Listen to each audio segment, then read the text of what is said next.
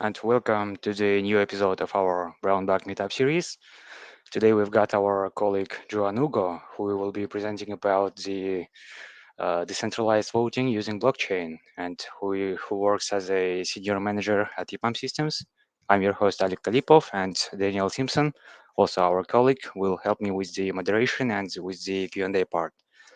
Before we start, if you're new here, this is the event which is hosted by the blockchain professionals community, and we are kind of a think space for engineers who are interested in the concept of blockchain, who are interested in blockchain and in its early adoption, I would say. And we host such meetups twice a month and sometimes more often. And we also have got many other interesting activities in our community. We've got conferences, podcasts, articles, and the next big event we are planning is the blockchain hackathon coming June. And if you want to learn more, please visit our website and check out our social media pages. So I will not take your time and invite our guests. Hi Joe, hi Daniel, how are you? Hello. Alec? How you Yeah, guys doing? great, great. So could you please prepare your screen, your presentation? Absolutely. Give me 1 second.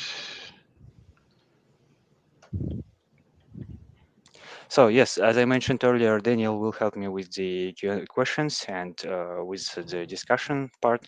And if you have any questions, just type them into the live chat on YouTube, and we will try to respond them. Okay, awesome. Daniel, I hope you have me because I can't see your screen. I'm sharing, I'm sharing my screen, so I can't really see anybody. So feel free to just interrupt me when I'm speaking, just in case we have any questions from the audience. Sure. Yeah, ready to do that, Joe. Okay, are we ready to go, Alec? Yes, but I cannot find your screen, your presentation. Oh, okay. Hold on a second. Let me try it one more time. Ah, okay. I see what happened. Let's do that.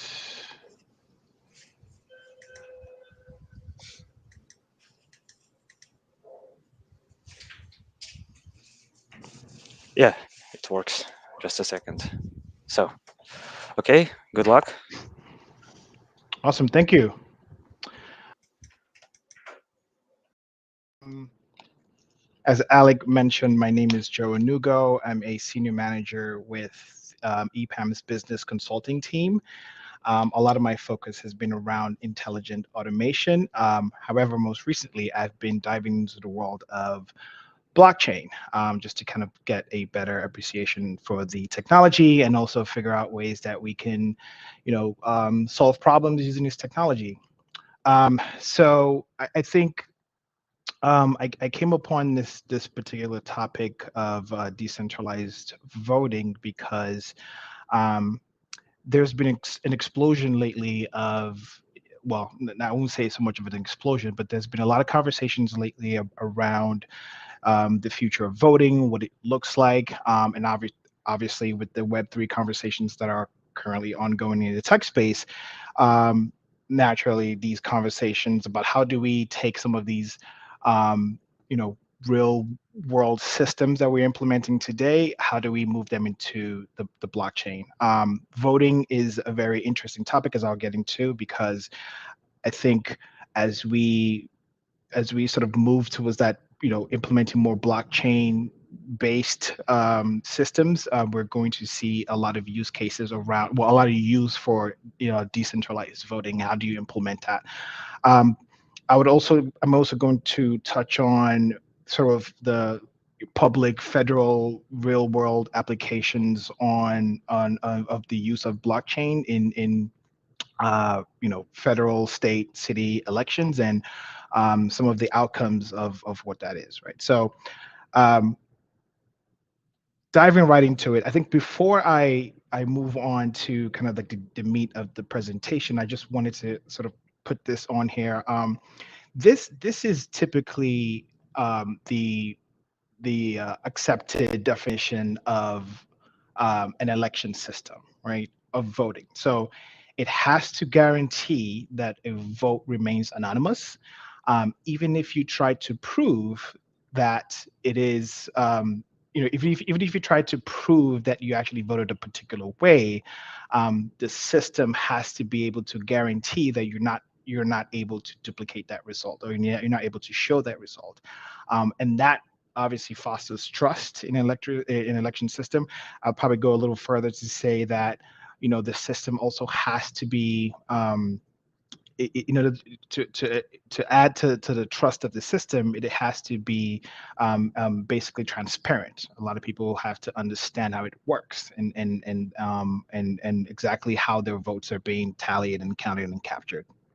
Right? So um, let me to sort of set the again kind of setting the base for this conversation. I want to bring up a real world um, use case of an election, right? So this is a U.S. just very high level steps for a U.S. election, right? So essentially boiled it down into five basic steps, right? There's the eligibility side of things. So in the US, you have to be a citizen, you have to be over 18, and in some states, you must not be in prison or some type of ex-felon, right? And that's essentially the eligibility criteria for voting, right? Now, there's the registration side of things, right? Because if you're eligible, doesn't necessarily mean you can vote. You still have to register in order for you to vote. So, and you can do this in many ways. You can do by auto registration in the DMV. You can do some type of election day registration. You can do mailing. When you're signing up to kind of get your driver's license, for example, you can kind of check the box to say, automatically register me for voting, or when you're renewing your driver's license, right? That's the motor voter process. And of course, you can go to like a center and register yourself. Register your identity to be able to vote. Then there's the act of actually voting, which right now today there are various ways you can do this, right? There's the privacy booths where you can go to an election center, and you can actually stand in a booth and record your votes on a piece of paper, and then that you take that to some type of machine, and that's recorded and counted right there. You can also do it based on mailing. You can actually mail your votes in through the USPS. Again, this is typically done for service members that are not necessarily based in they're not in the states at the particular time, or also citizens that live in other countries that do want to vote. They typically have this mailing ballot systems for them to vote. And then so once that's done, then there's the counting and the tallying, where the votes are counted at local polling stations, based on your jurisdiction. And you have members of all the parties right there, sort of counting and watching as folks are counting the votes, just to make sure that there's nothing is being tampered with. And then the votes are then certified by election authorities, which are local, state level, and eventually tallied at the federal level. Then the elections results are certified and the results are announced, and everyone goes home happy or sad, depending on how you voted. So that's just basically the U.S. voting system in a high level. Again, there are many ways. Every country has their own systems. Every organization has their own different systems. I just wanted to kind of pull this up to kind of give you sort of like a baseline of how sort of it's set up currently today. Okay, so um, obviously it's not a perfect system. There are there with Sorry, every yeah, sorry Joe, to interrupt you. sure. Are we sure? We're just not sure if the slides are advancing. Oh, you should see. Okay, hold on a second. I'm moving them on my side. What you should see, the elections are expensive and convenient for most voters. Let me try to figure out. Give me 1 second here. Yeah, Yeah, we can see them advancing now. Oh, okay. So my system is probably fast. I'm sorry. So let me turn to this slide. Did you all see this slide? yeah. Now Okay. it works. Okay, perfect. All right. So let me go back to my full screen mode. Yeah, let me know if you have. Okay. So, what are some of the problems with voting today, right? Again, I'll pick on the U.S. elections since I've kind of given you the breakdown of how it currently works today, right? So, if you've ever voted in a U.S. election, or perhaps any election for that matter, you can you're probably familiar with like really long lines in some jurisdictions, and I mean you essentially have to kind of take off from work and go in and wait in line and try to cast your vote. Obviously this is very inconvenient, and in a way it's also very it's inconvenient and not very user friendly for lack of a better term. um and then again, when it comes to voting, that one of the issues that I know, especially in the US, is that a lot of young voters tend to have low turnout, again probably because of the inconvenience in voting and having to go to a booth and wait in line and just sort of stand there for hours and just to cast a vote.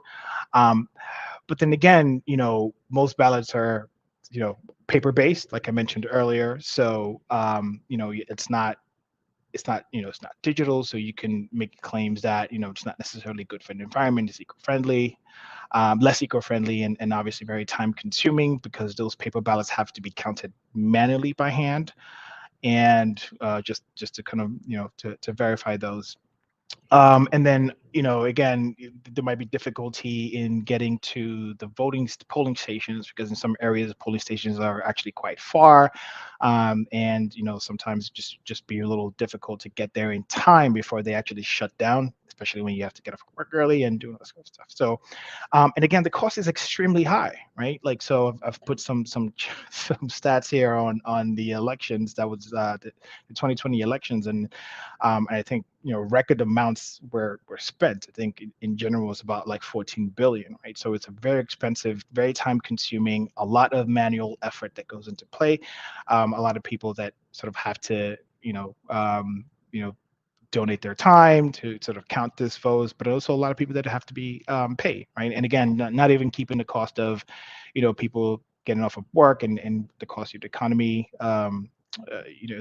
People getting off of work and sort of, if you're getting paid hourly, you're obviously not going to get paid for that because it's not a day off, right? So, um, okay, so So just to make sure, could you please say what page are you? yeah, so right now you should see what is decentralized voting, right? So I just came off of my. I think We it's do it this way. we see the page number 4. Elections are expensive, inconvenient You're for right. So most now voters. I'm moving to five, Oh, yeah, slide it five. works. Okay. Yeah, great. Okay, So we see perfect. what is decentralized voting now. Yeah, Correct. Yes, that's that's fine. the right slide. Yeah, Okay, perfect. great. Thanks. Um, Maybe I'll just keep it this way, right? So you guys can kind of get a preview of the next slide. Makes it easier.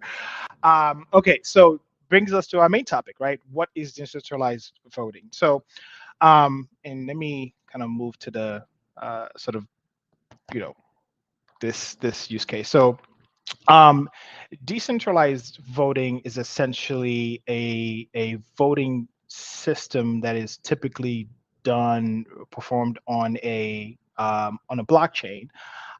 It also doesn't require the need for a centralized authority. Is always done digitally, like I mentioned, on a blockchain. And if you sort of like look at and compare the scenarios that we had earlier, right? So the eligibility for decentralized voting is essentially an identity tied to a shared common interest, and that's just for you to be eligible, and an electronic device, right? So and your registration is essentially purchasing some type of token in or required by that particular organization or entity that requires the votes, right? And like I mentioned, it's performed on the blockchain via some mobile electronic device. Votes are auto tallied because obviously it's all digital, so automatically aggregates, right? And then in terms of the results is um, basically the results of the votes automatically trigger some type of smart contract that automatically executes what the vote is for, right? And I'll touch base on that a little bit more. But essentially, it's basically voting on a chain that does not require. It's a voting system that doesn't require any central authority to validate or verify votes. And as you can imagine, in some organizations where you sort of like need to, if you're voting on a particular interest, and you can be a member of a 10 plus million organization. I mean, the best way to sort of coordinate decisions and make decisions is by voting. And then and obviously with some of these organizations that, and I'll talk a little bit more about those that don't necessarily have a central authority. You're gonna have you're going to need some way of validating and executing based on the votes that based on the topic or the item that you're voting on. Um, so let me move to this. You should probably see a slide with like sort of like a flow, right? Alec, Daniel, do you see the slide? Yes, sure. Yeah, perfect. So like I mentioned, right? I'm assuming most of us sort of know, most of us on this call have a sense of have a sense of how the blockchain works, right? So in a voting process, right? So everyone holds a copy of the record on their device. So you vote through some type of UI. The transaction is time stamped. The details are then broadcasted in the network, and every node sort of shared to multiple nodes, and every node records the vote and it sort of validates the record against other nodes as well. And then the voter is then given some type of verification process that the votes have been tallied, right? But then again, but the votes are stored and persisted on the chain where they can't be edited and they're stored there. Um, so and again, that's very high level simplified way of sort of describing how you vote in a decentralized process or a decentralized system. Um, I want to kind of pull together sort of like the differences again between decentralized and centralized voting, right? Like I mentioned earlier, you use paper ballots in a centralized voting system. Only eligible individuals are allowed to vote. A central authority records, counts, checks the votes, and then the votes are not necessarily final.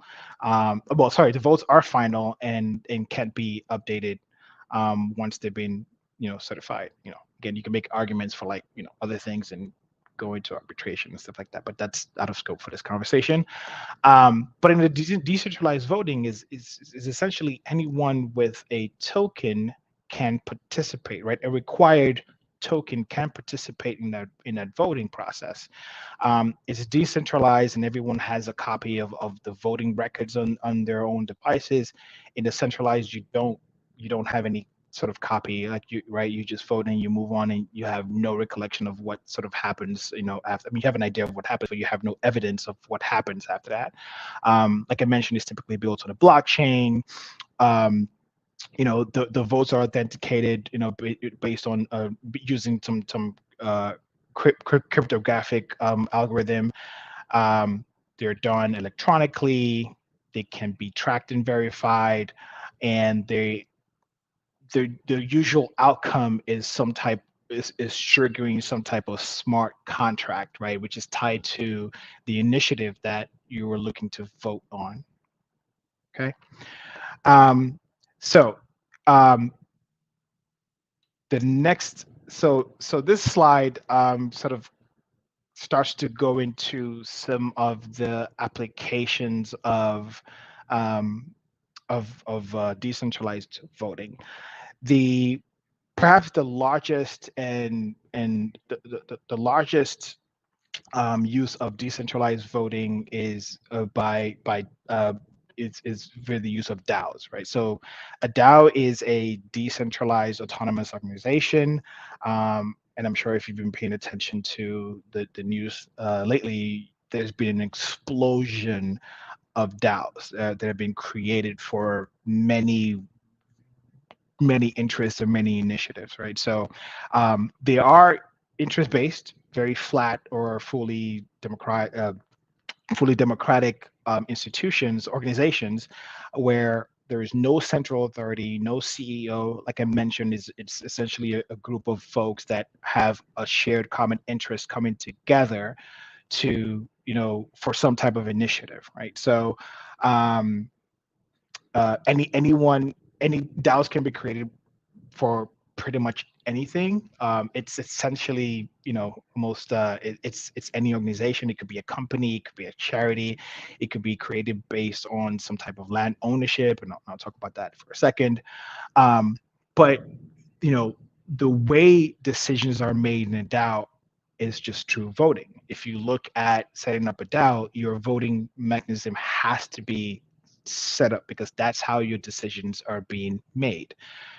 Membership is determined based on a DAO's token. So every DAO sort of has some type of token that once you purchase that token, you then become a member of the DAO, right? So, and again, I think most DAOs are, if not all, are built on Ethereum, and the most common type of voting that you could that's been implemented by DAOs are token based voting, which is essentially you vote according to how many tokens you own, right? And we'll talk more about that later, right? Um, so essentially, again, DAO is could be based on some type of business models, which are usually backed by some type of smart contract, right? So, and again, based on, the initiative that you're looking to vote on, that smart contract is triggered based on the outcome of the votes.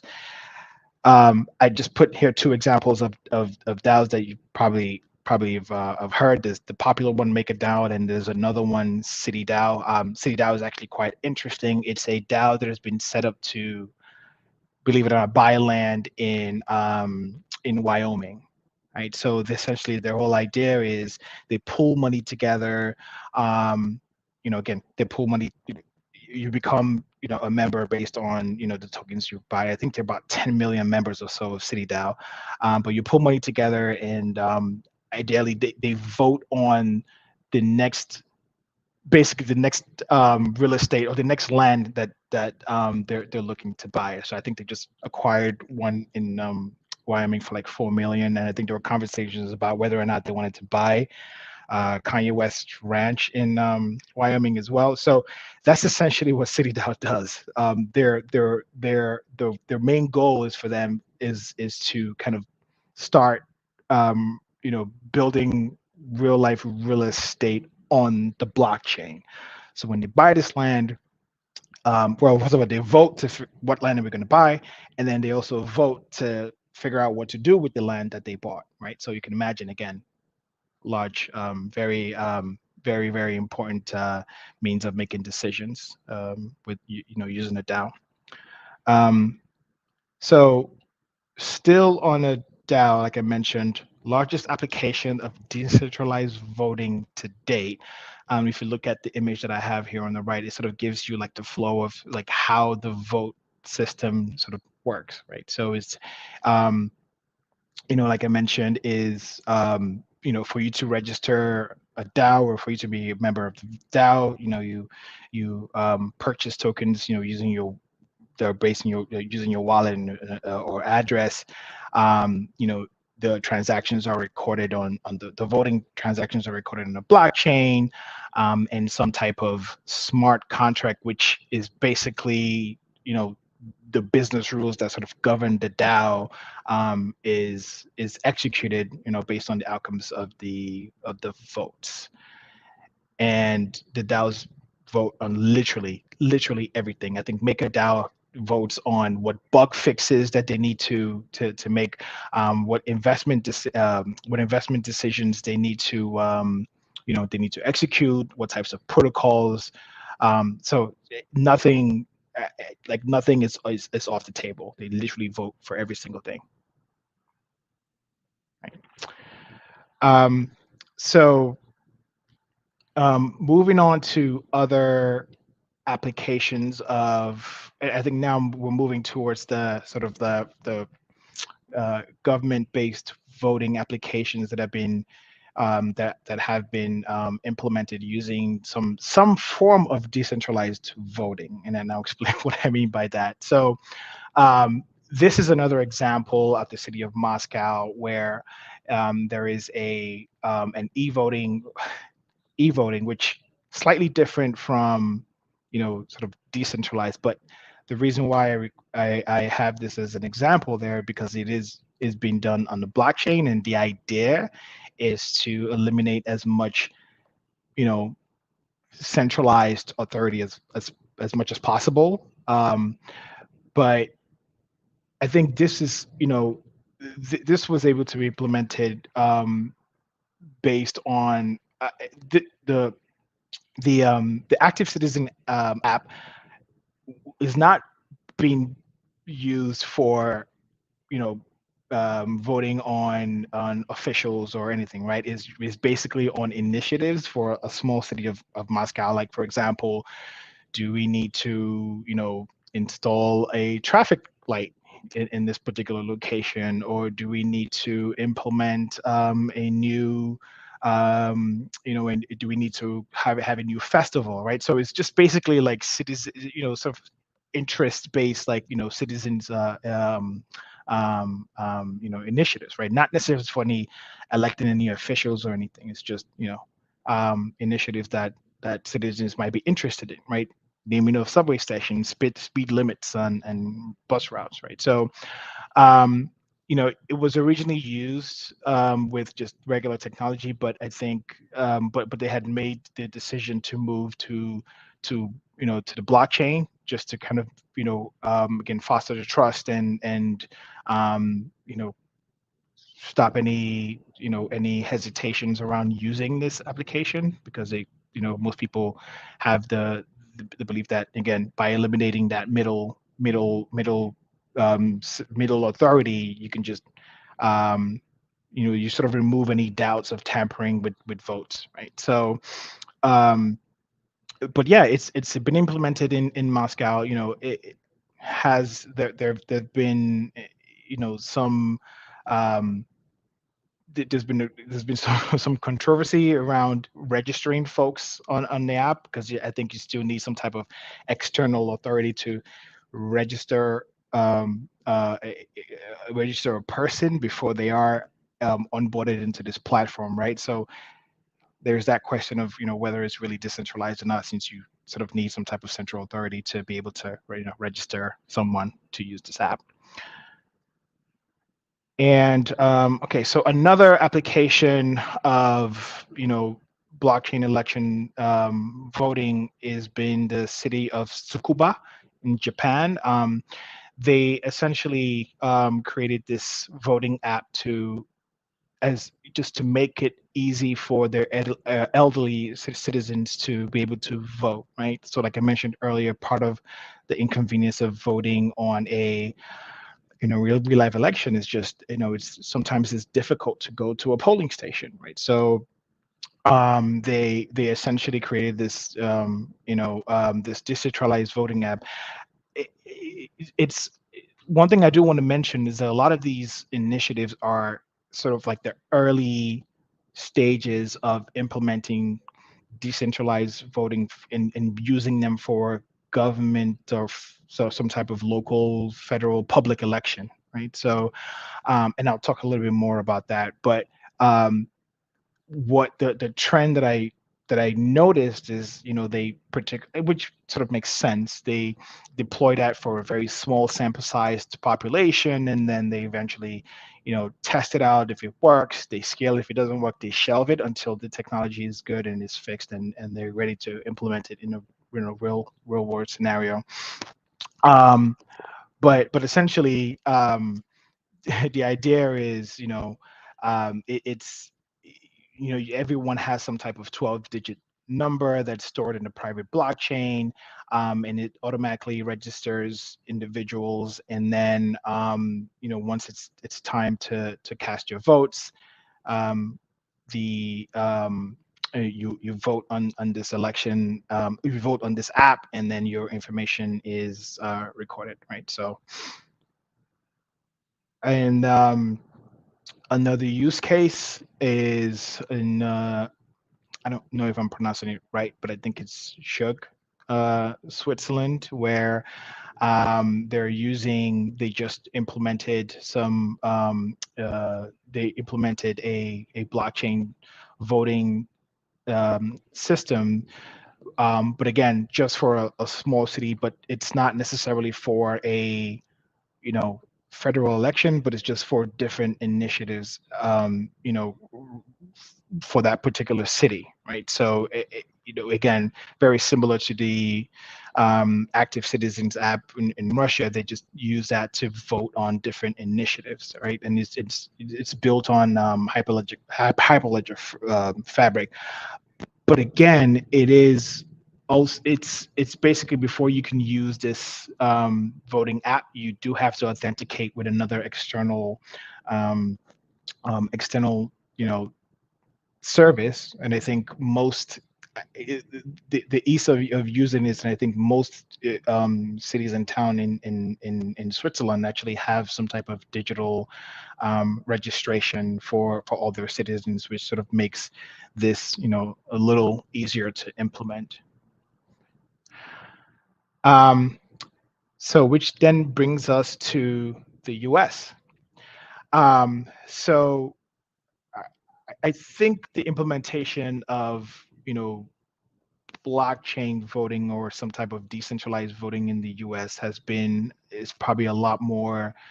Um, it's it, there are actually a lot more use cases in the US than I would say that are found anywhere else, right? So, um, a couple of years ago, the U.S. Post Office filed a patent for the decentralized voting technology.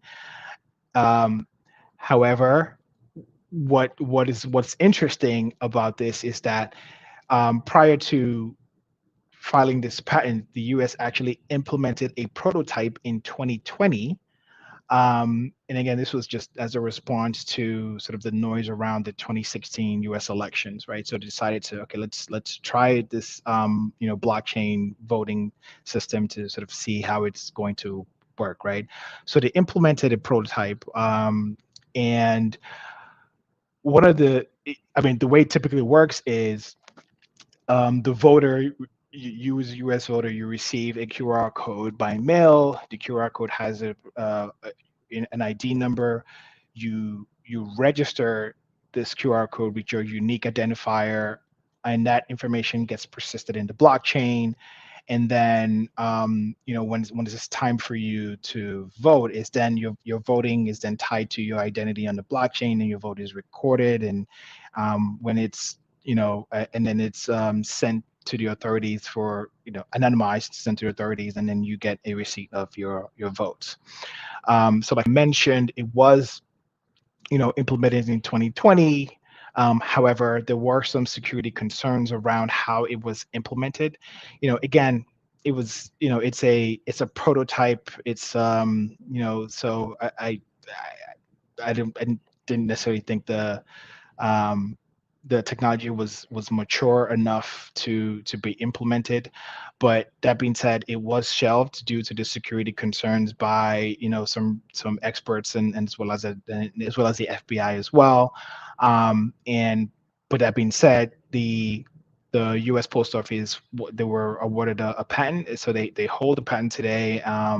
But there has not been any follow up on implementing this technology anytime soon. Um, that being said, there is another app called Votes. Votes has been um, implemented quite often in a lot of local elections, right? One being like West Virginia, Denver, Oregon, Utah, and the Philippines. Um, so the idea for Votes, it's a for-profit organization that The idea is they want to make voting more accessible, secure, transparent, and accountable. And obviously, it's a response to a lot of the nuances that I mentioned earlier for like the real world, the real use case of the U.S. voting. So votes is essentially how it works is you authenticate using some physical ID, fingerprint, a video selfie, and then the app credits you with a token, which you then use to cast your votes. So remember when I mentioned earlier that decentralized voting is typically token based. So I think votes tries to mimic that by actually giving you a token that you then use to vote, right? So um, and the votes are recorded in a blockchain. The ballot is then anonymized and sent to the jurisdiction for auditing, and then you then get a um, you get some verification that your votes have been tallied and have been counted. Um, yeah, so I mean, if you look at the images that I have on the right, you can sort of see where you can sort of see the different steps that the system, different steps the system uses to capture, record, well, authenticate, capture, record, and validate your votes. Right. Okay, so I've provided multiple use cases. Now, one thing that I do want to say that in when it comes to decentralized voting, right? Like I mentioned, there are many applications that you can use decentralized voting, right? However, in federal elections, a lot of experts say that this presents a huge risk, and a lot of it is centered around the very last point that I have here, that even though the votes can be secure once they're stored in the blockchain, is getting the votes from your device, the device, to the blockchain is where a lot of vulnerabilities can occur, right? So, and a lot of the systems that have been implemented, um, that has been the issue, right? So, going back to the Votes app, one of the biggest controversies that they faced was there was an MIT research group that basically deconstructed the app, and they found that the APIs and the third-party authentications that were used to verify or validate your identity were susceptible to hacking, right? And meaning like your a lot of your information was your physical ID, your selfies, your fingerprints, a lot of your information, you know, could be made available um, to that third party group that's required to sort of authenticate your information. But also at the same time is, if with most electronic voting, right? The You have to have almost security end to end, right? So if you're a user that you're on a mobile device, you could have some type of virus on your phone to sort of like watch and see how you vote.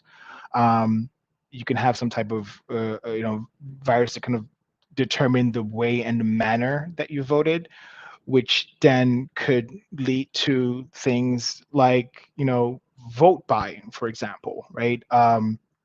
Now, if like I mentioned earlier in the beginning of this presentation, the definition of voting, right?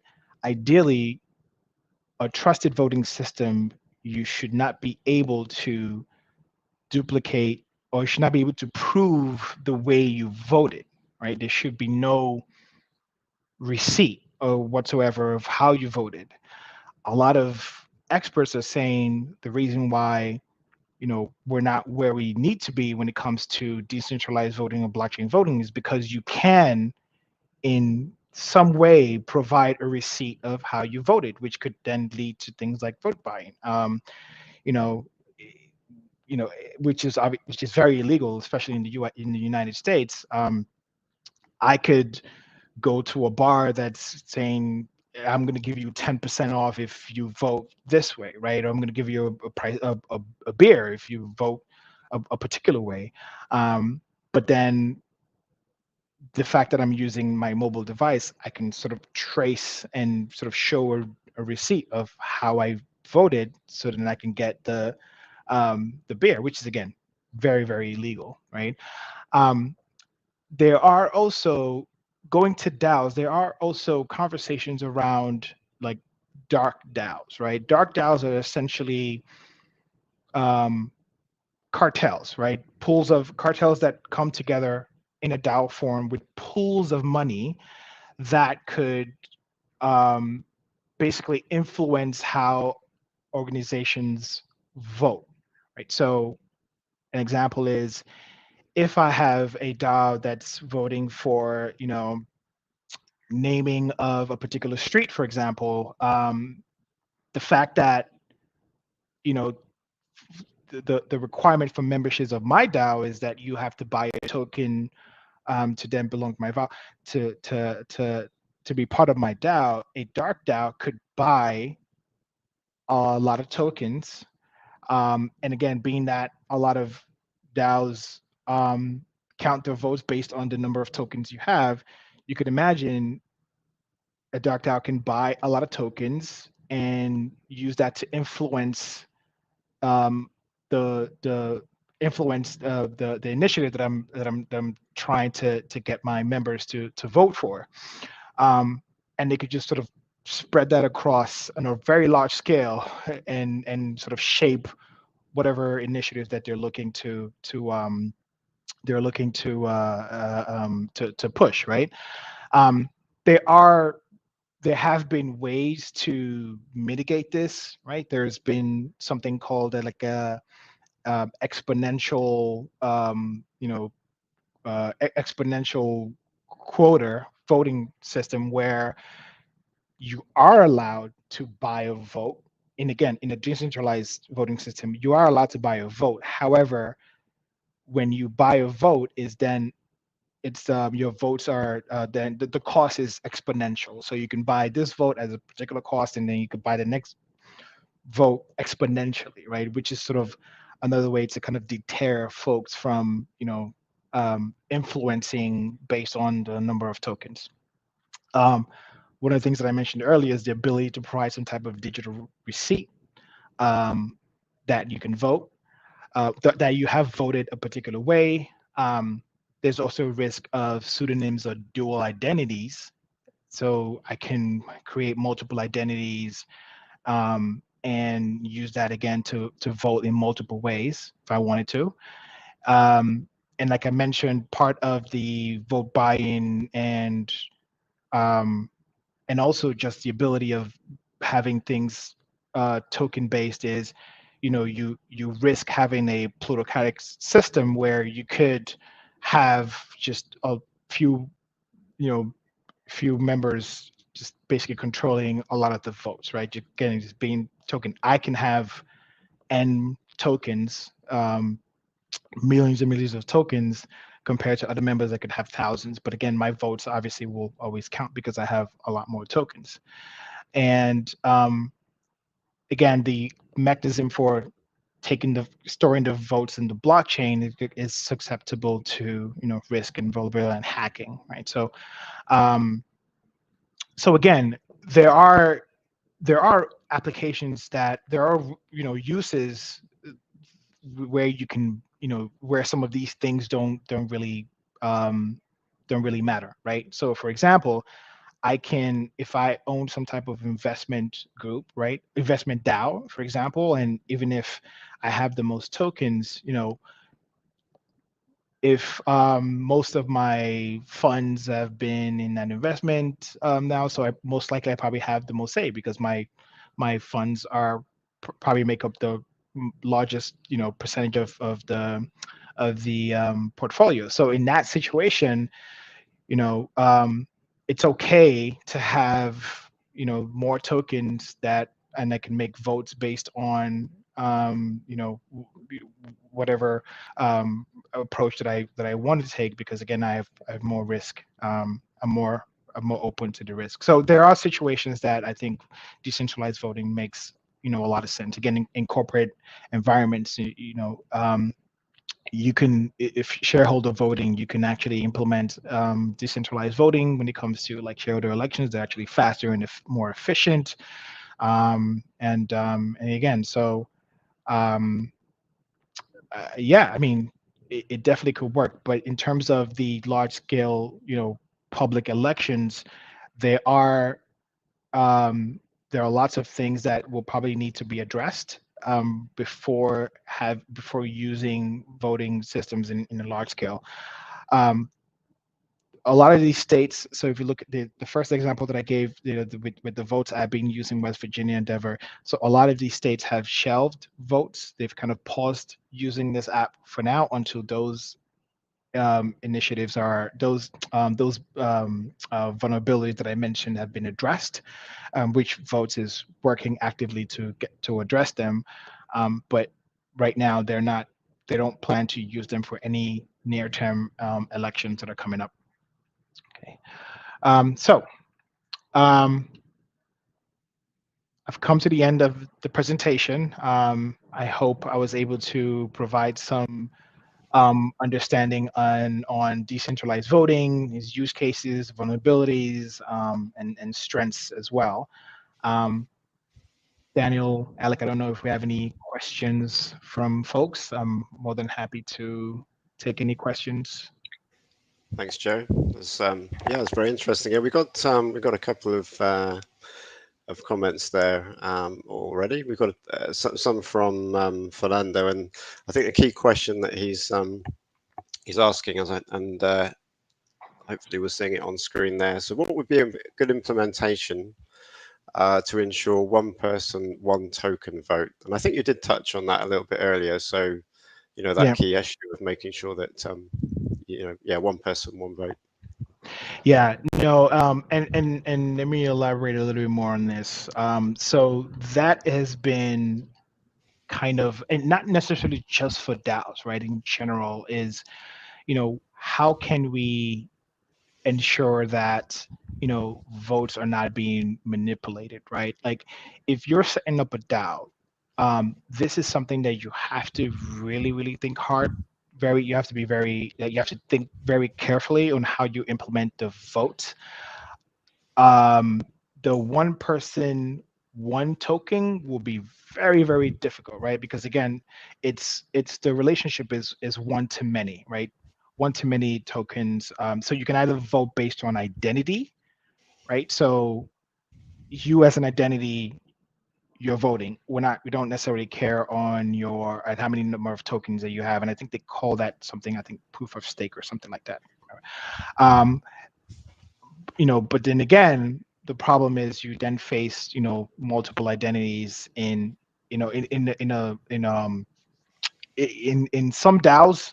um they don't really care. That doesn't really matter to them, right? As long as you're, for like the city DAO, for example, um don't really care about the identities and not necessarily care about the number of tokens, because again, the initiative is they want to buy real estate and bring real estate into blockchain. So you can imagine real estate costs money. So they can take that as much as they want. And they don't necessarily feel like the impact of having, multiple people voting on with their tokens can influence, elections. But in things like in an organization where you need to vote like based on shareholders, it makes sense to implement identity based token, right? Because if you're an organization, everyone can, sort of same way we all identified, you can vote.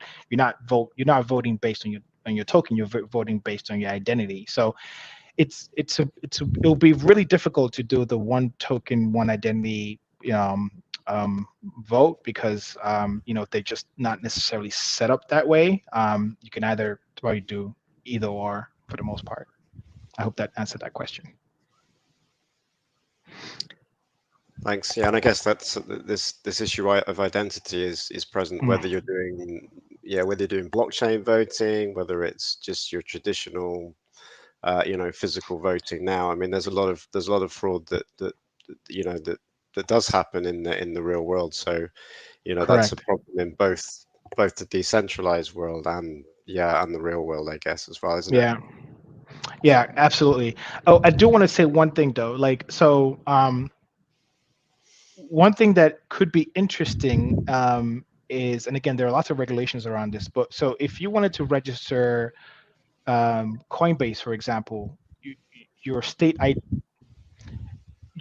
is required, um, but not necessarily your federal ID. So that is one way that some of these systems are looking to kind of reduce the multiple identities issue, right? By using just sort of making sure that you have a state ID requirement to before you can before you can vote.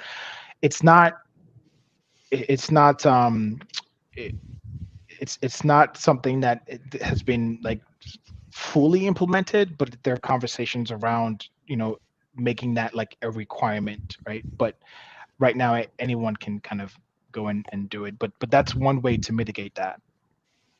Sure, sure. Right, we've got a question from Victor. I think probably along a similar line, actually. Is there any Mhm. cryptographic protection against recording who voted for whom? Is there a guarantee that it's a link associated with the name of the voter, or is it based on we honestly don't remember?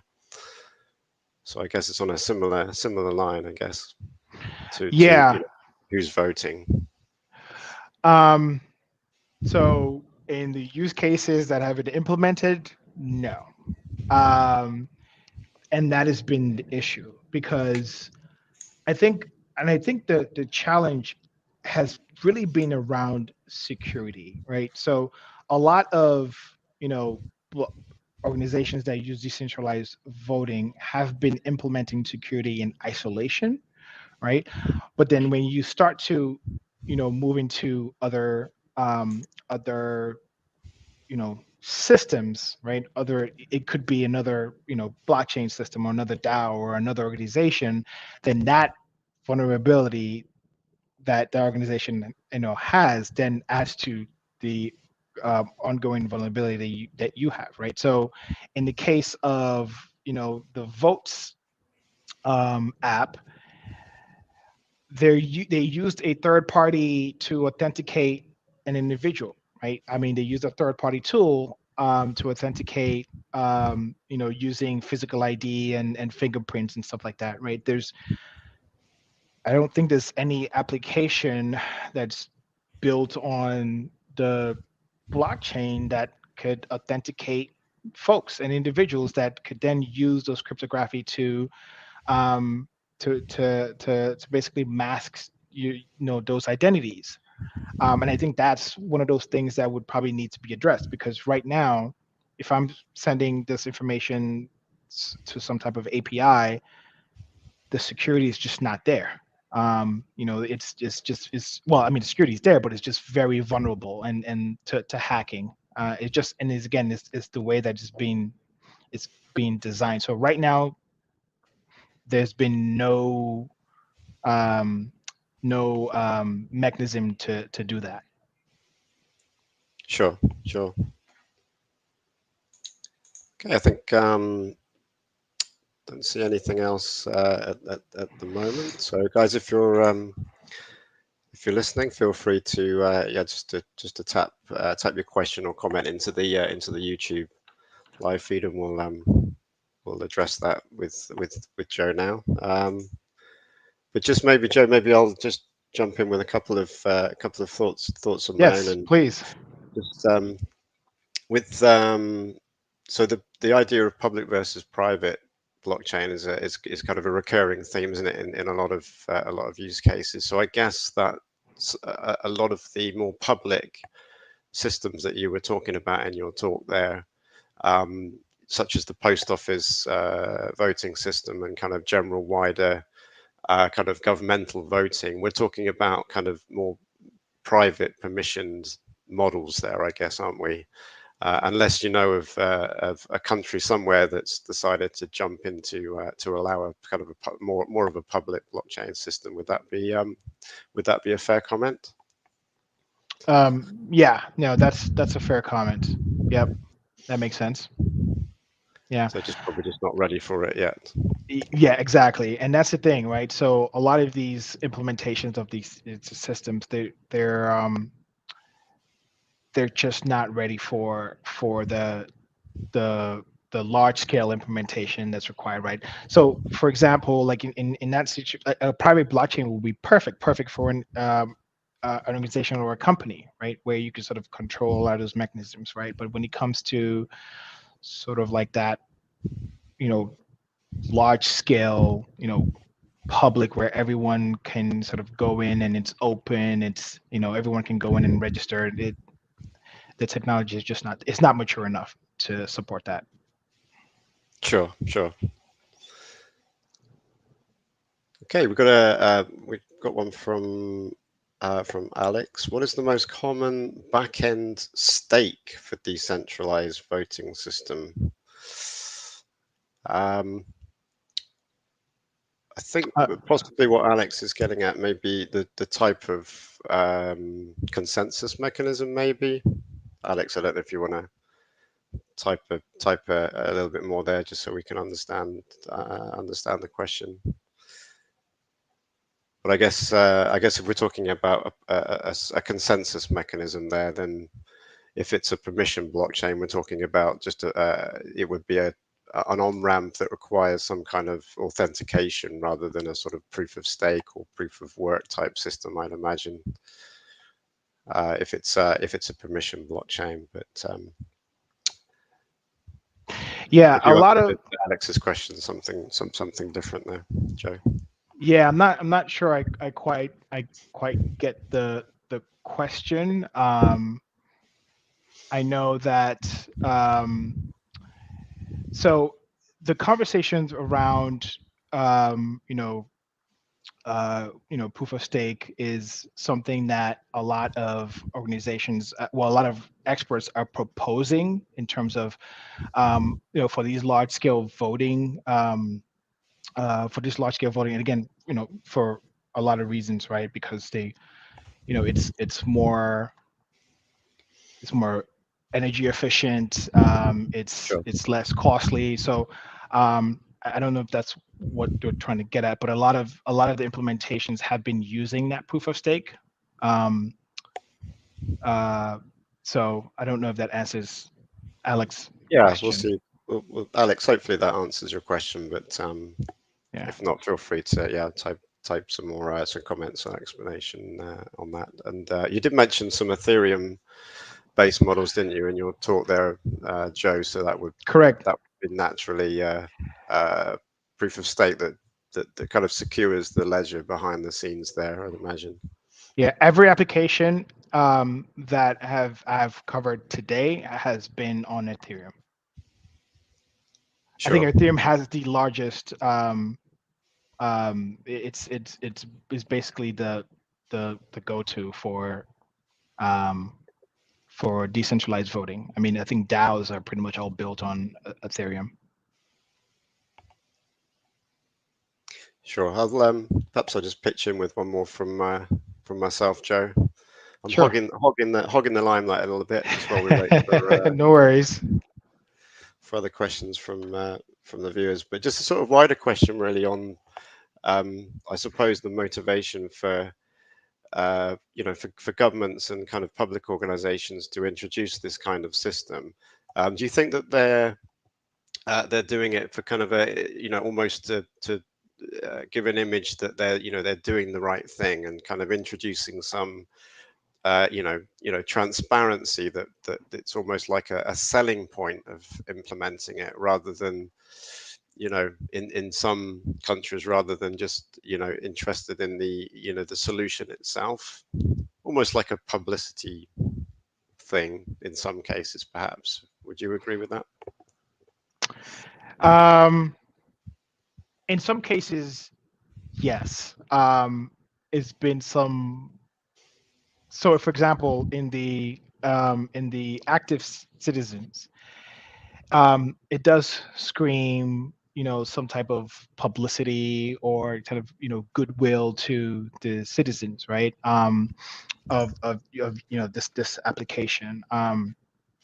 That being said, um, there are some cities that really try to solve a particular problem using, blockchain, right? So, for example, I think the city of Tsukuba, Japan, I think that's a valid problem that they really want to, figure out how to use the blockchain to sort of solve it. Um, in some cases, the U.S. implementation as well has like this right here.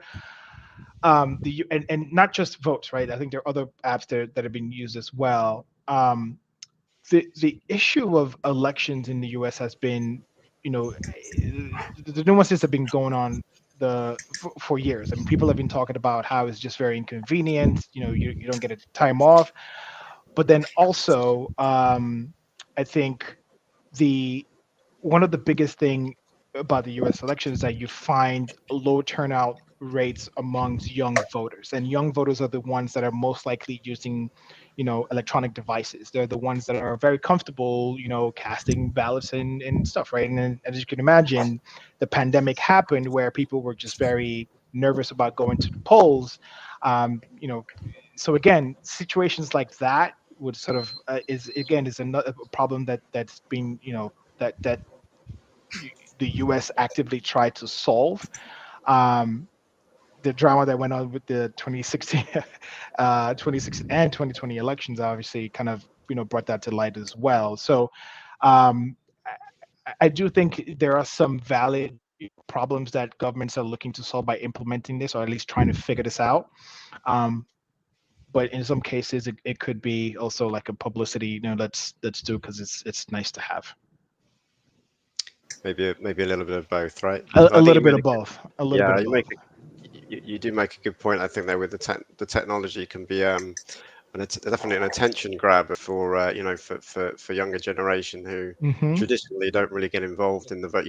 Especially in the UK, you've got this thing where you walk to your local polling station. Well, like a lot of countries around the world, with your sort of old-fashioned piece of paper, putting your stamp on a piece of card, and it's I guess that kind of system now seems very kind of old and archaic. And if you throw a lot of technology in the mix, I think it can really make things interesting, especially That's with correct. decentralized solutions. Absolutely. Absolutely. Okay, then, guys, thank you so much for answering all those questions and for the great presentation. It was a pleasure to work with you, and I mean, uh, I really hope to work with you in the future. And thank you all for attending our today's session. I hope you've learned and enjoyed our today's presentation, and hope to see you again. Thank you very much. Thank you for having me. Thanks, Alec and Daniel, for helping spearheading this talk. And it was a pleasure, and I really enjoyed it. And yeah, let me know if you have any questions, any follow-up questions. I'll be more than happy to answer. And yeah, you know where to find me. Thanks, Joe. Yep. Thanks, everyone. Thanks, Thanks. Bye everyone. bye. Bye bye.